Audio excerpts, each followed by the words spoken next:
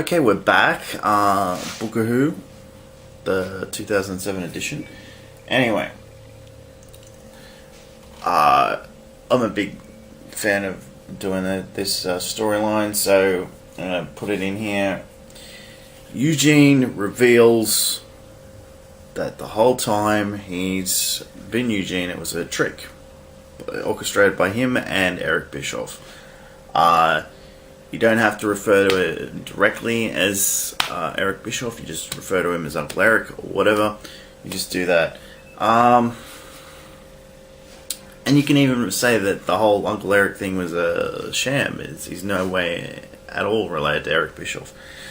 But the thing is, also, with this, you got to completely change his look the following week to a little bit neater beard. It's not so wrinkly. His hair's slicked back. You do the whole Eugene Nick Dismore thing with it. Okay, New Year's Revolution for a 4-way elimination match.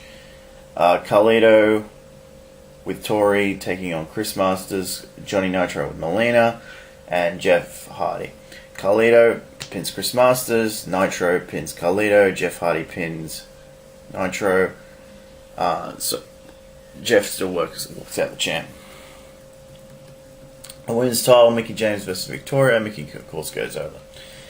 Tag team turmoil. I'm pretty sure that's what this is. World's greatest tag team.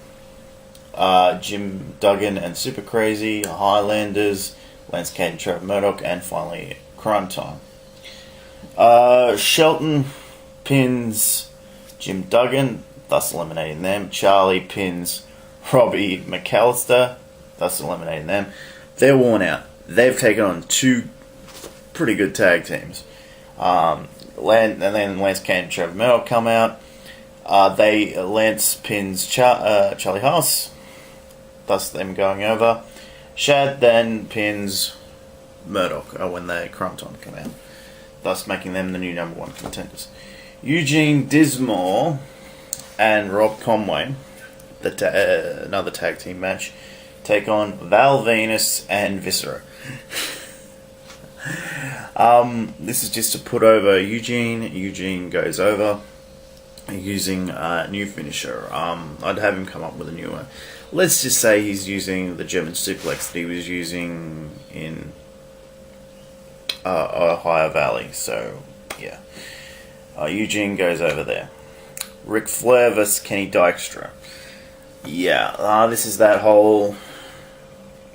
Kenny was probably... Alright, thing is, with this storyline, the way I would develop it is... the Spirit Squad is done. Kenny Dykstra sort of still feels some anger towards Ric Flair. So we just proceed along that route. And Ric Flair sort of like, you're still young, wet behind the ears, you don't know what you're doing. I'm Ric Flair, I'm the best there was.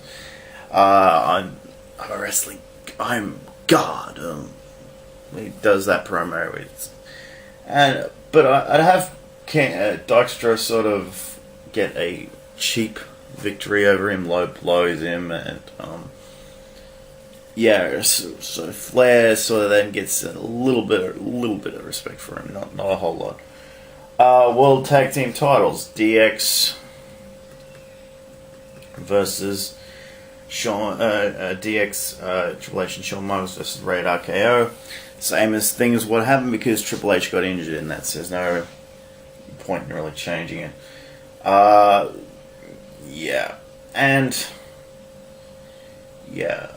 So Raid RKO goes over.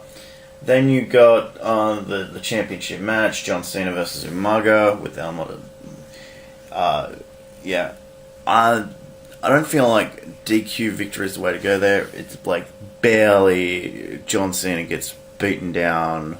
He gets a quick win, but then Umaga just smashes him after the match, sort of thing. Alright, we go into this one. A couple of one storyline change here. Cryme Time gets a victory over Red RKO in between pay-per-views. After a distraction by HBK. Thus, it eliminates the reason for...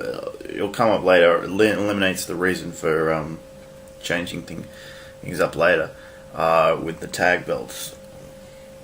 And yeah. Okay, the Hardys versus MNM. Same thing again. We just don't need to change anything there. Bobby Lashley versus Test. Same thing again. Batista versus Mr. Kennedy. Same thing again. Just don't know. I haven't got any big problems with this pay-per-view except for the Rumble itself. John Cena versus Umaga. Last man standing. Cena kicks his ass. Okay. I'll put the order of the people that are coming in here. So, a couple of things that are here. Balls Mahoney eliminates The Miz, Finlay, and with help from Kenny Dykstra, eliminates Ric Flair. He is eliminated by the Sandman, who also eliminates Dykstra. So, the main thing here is I'm putting over a couple of the ECW guys. They're not getting smashed immediately. The Great Khali eliminates Sabu, Chavo Guerrero, Mike Knox, and MVP before being eliminated by Shawn Michaels, Chris Benoit, Rob Van Dam, and Randy Orton. So they all sort of team up on him.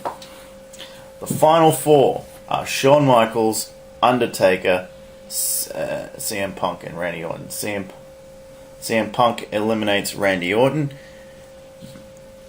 Big props. That's it's like, what the heck's happened here?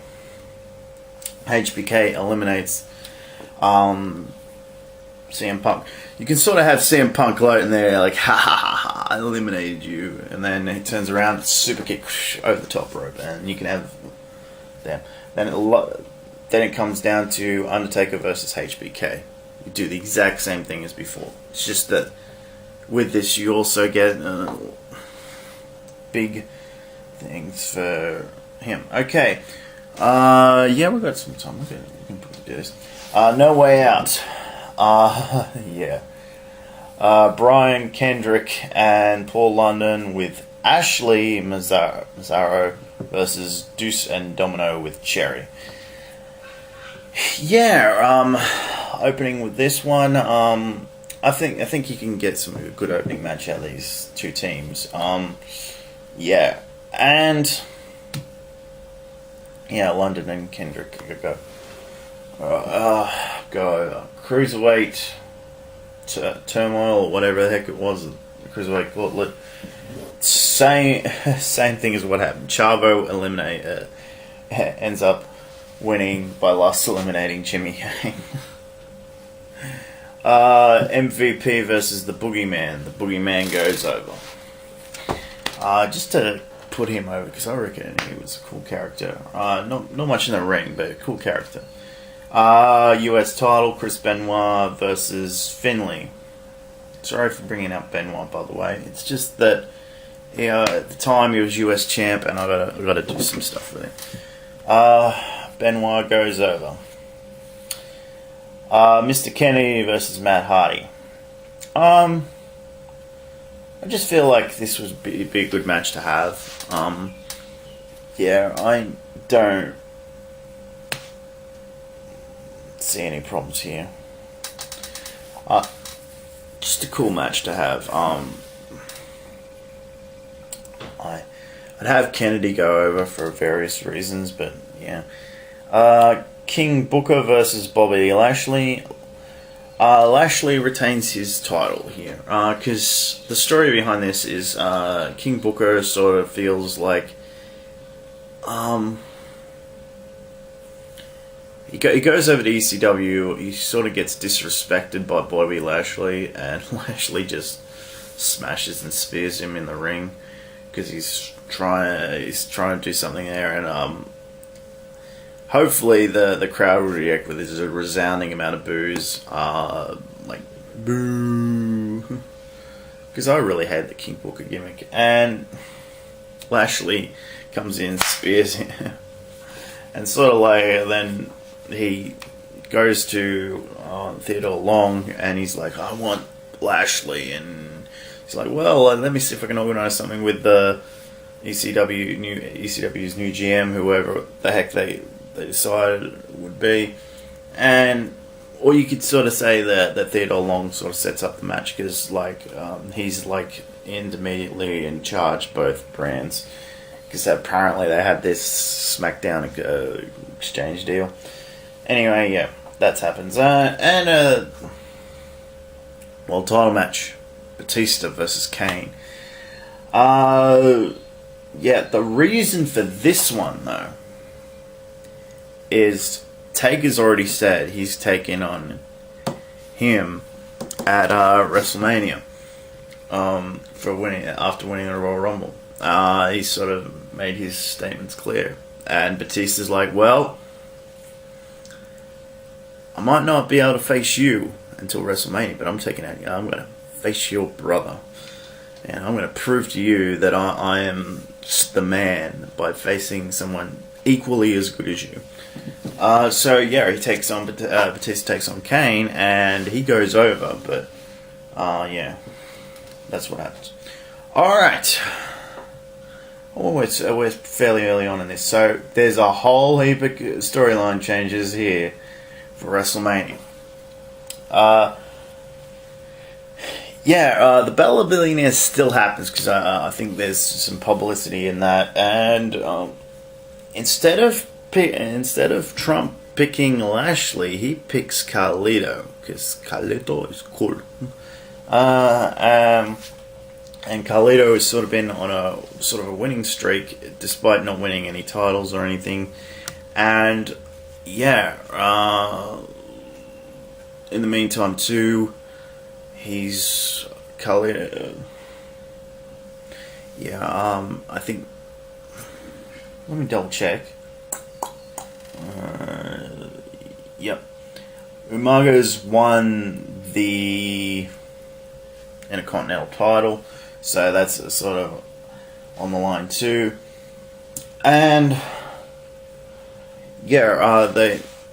so we know on the other side of the team, it's Umaga's going to be taking on. Umaga's going to have Amado Estrada in his corner, so Torrie's sort of like Carlito's sort of like no, baby, you gotta stay out of this one, because he's a monster and everything.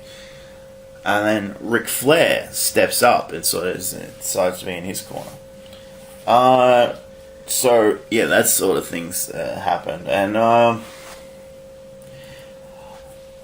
the other thing is here, Gregory Helms has sort of decided, well, I've lost the Cruiserweight title, but I'm going to go after the tag belts, because I feel like I can beat those guys. He's sort of like, he's lost a rematch for the title, and he's found a new tag partner, The Miz. It's sort of like, and they have beaten Deuce and Domino.